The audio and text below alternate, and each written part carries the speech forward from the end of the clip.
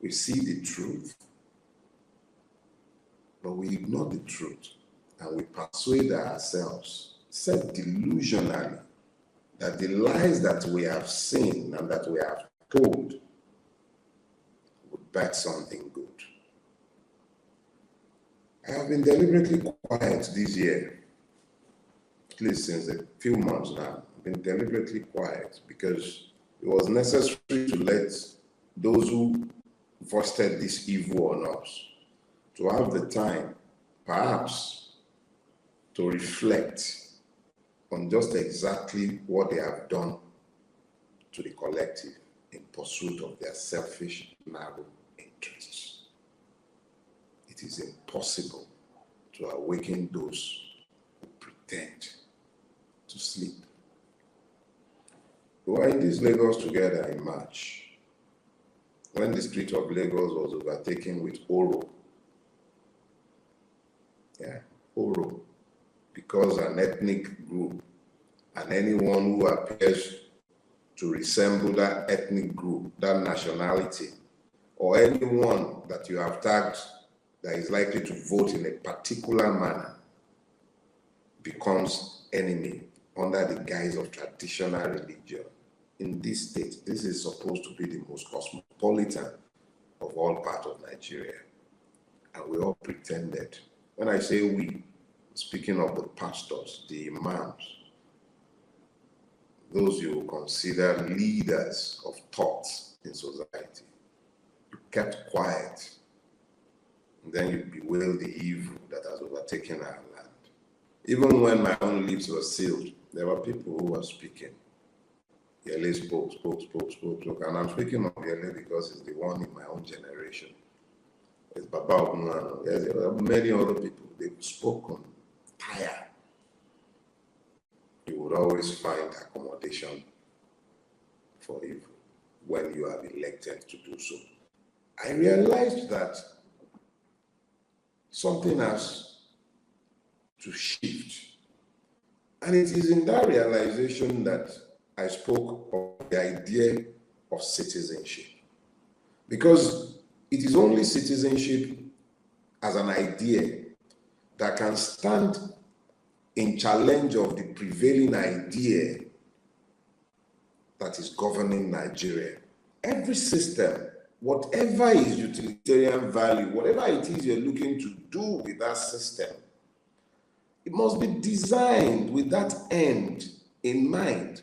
So in designing the thing, the habit of the system shapes its character, and it is critical to look at its habit to paint its character.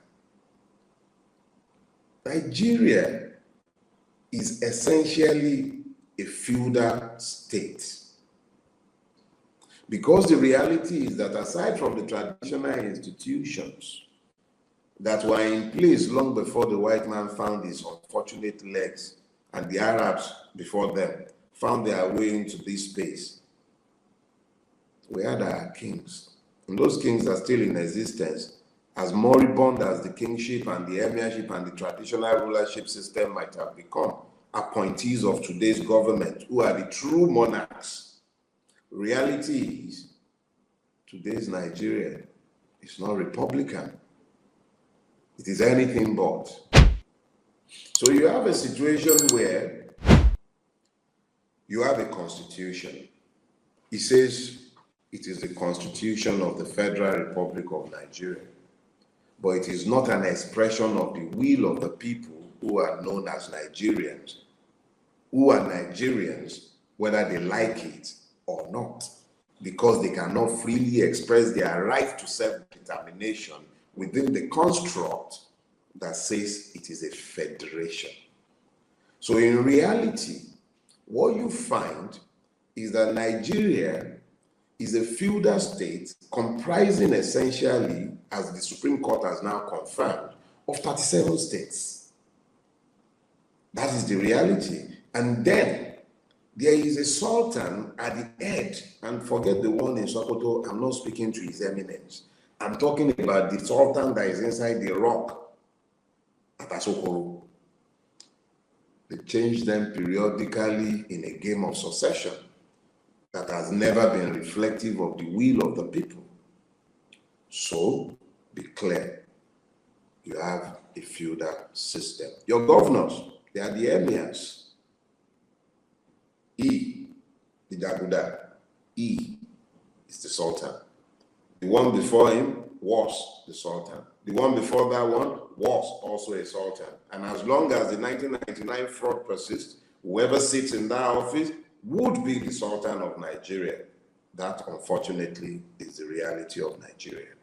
So, the entirety of the design of governance, the choices that the government makes at any point in time, is in promotion and sustenance of the feudal system that it has built. So what are these design choices? Feudalism exists on two critical legs. Two. The first is weaponized ignorance. Those who are the subjects of feudal states are systematically kept ignorant because it is in their ignorance that they will find acceptance for their non-equality with fellow men who have only one head, two legs, and every other digit just like themselves.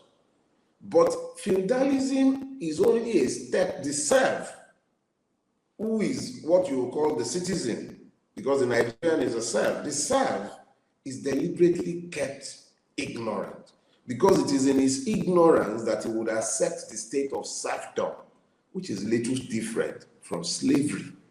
So get it clear. Ignorance is a policy goal of the state once it is a feudal one. Look around you. What has happened? We're in Lagos. This is Lagos, the fifth largest economy, if not the fourth, in the whole of Africa. What about his educational system? Looks revolutionary. What is it about it that even looks contemporary? From provision of infrastructure to even the human resource, illiterates are teaching children. And what are they even teaching them? The entire education curriculum of Nigeria is useless, as with the same with most other African countries. What are you teaching? You are graduating engineers that cannot build paved roads. Every time I see Lebanese, Syrians, Chinese engineers on our road project, my heart bleeds. 60 plus years after independence, this is where we are. It's not by accident. It's by design. If you can see, it's not by everything that you see around you, it's by design. These are design choices. But we pray, we're praying. Our naira will soon become parallel with the dollar. We're still praying. We should even fast.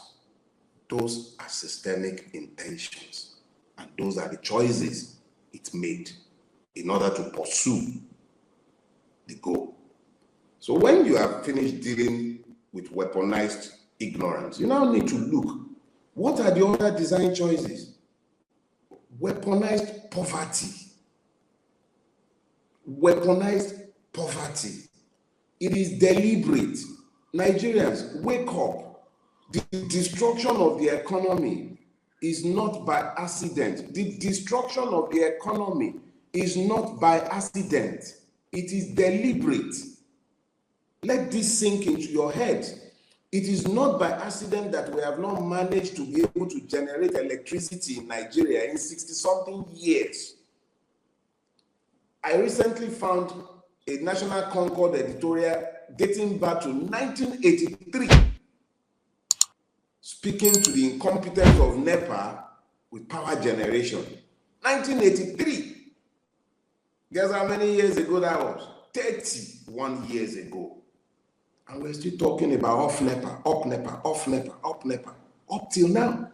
When are we going to come to the point where we begin to just accept, acknowledge that these things are not problems to those who are pretending to solve the problem? They are design options. Bola Ahmed Tinubu came into office in spite of all of his shenanigans, the blaze of lies and myths. And one of the first things he said was, subsidy is gone. So now subsidy is gone, but subsidy is there. The currency has lost at least close to 100% of its value. I'm not an economist, but I do have a pocketbook. I have a wallet. I know how far it has shrunk. I know how many more people are forced to beg. I know how many more people I'm forced to find ways to extend a hand to. I know just exactly how easy it has become for Nigerians since this Jaguda brought himself into office. It has been hell in this country. It was hell before he came, but it's gotten worse. Insecurity. Insecurity also deepens the poverty because it then means that those who have been living on subsistence farming are suddenly driven away from their farms. The emirs who had their tenures confirmed by the Supreme Court, what did they say? They were all busy falling over themselves to thank Mr. President, the Sultan. They didn't need to thank the people because the people's vote did not count. The people's vote did not count. So they did not need to thank the people. And they did not need to thank the judiciary for upholding the law because they all know that the judiciary, our judiciary, does not uphold any law. So because we're familiar with the fact of what might happen or what will happen, because think about it, people were waving flags at Lekki toll gate. They were killed, murdered. The state denied it. Fellow serfs denied the humanity of those who were murdered. The international community looked away. They looked away, pretended they did not see what they saw. They unsaw what they saw. You know what I'm saying? They pretended as long as the oil is flowing and refugees are not flowing out, they're fine with whatever shit happens in our country. I have no guns to give to you. I'm not going to tell you to go and buy catapult. We are all going to have to figure this out together, but understand very clearly, nothing short of a revolution will save us from this mess. I am quick to decry violence. It is because the system has anticipated it, is prepared for it, and prefers it. But the system is not prepared for our unified demands for justice, for equity, for citizenship. I know it sounds utopian, but what are our alternatives? Guns? Or we fold our hands in resignation?